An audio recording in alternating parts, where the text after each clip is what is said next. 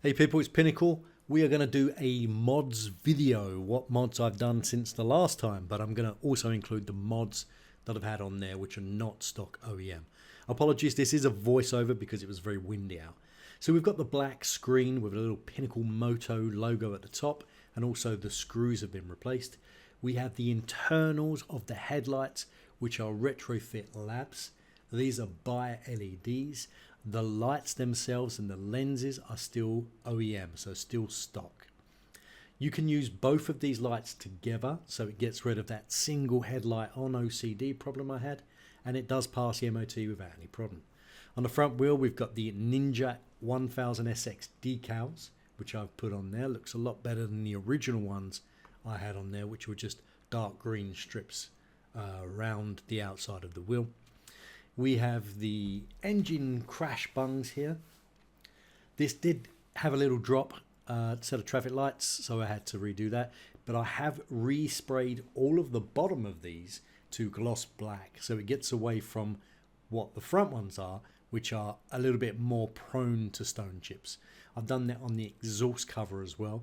All of the bottom of this is now gloss black. On the inside here, I've added a downpipe protector from R&G, and above that I've got the radiator protector from R&G as well.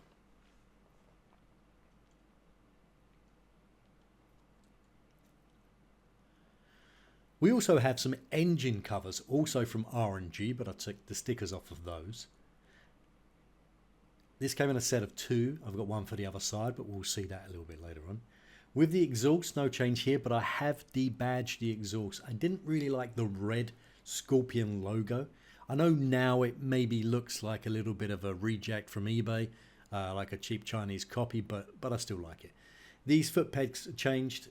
They were the same as the rear ones, but they were a bit too bulky for me, especially when I got race boots on. I didn't really like it. Again, the decals on the rear, I've got the Ninja SX, and I have some rear bobbins there as well for paddock stands.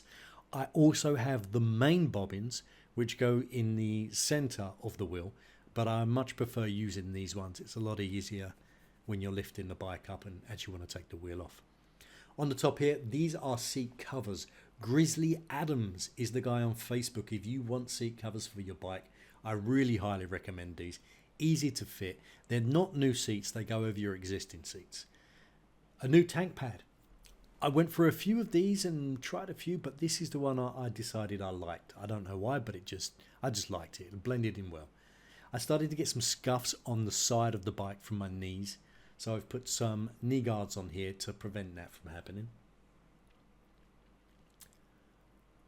Walking around to the back of the bike, we have a Yoshimura towel tidy.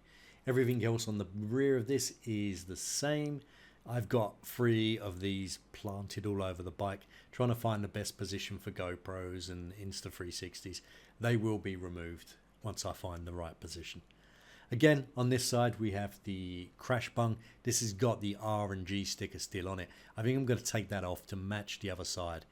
The other side was heat treated, and we've got the engine guard, which I said was a set of 2.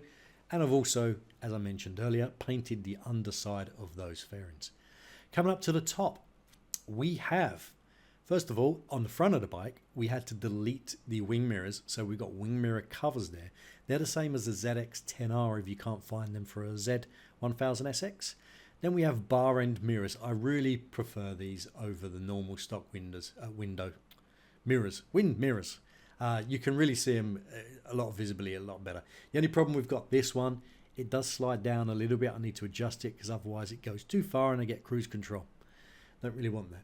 Got bar risers. I took them off because they were just, I didn't really see any difference in them. And now with the handlebars lower, this screen no longer rubs the brake reservoir in the number 1 position.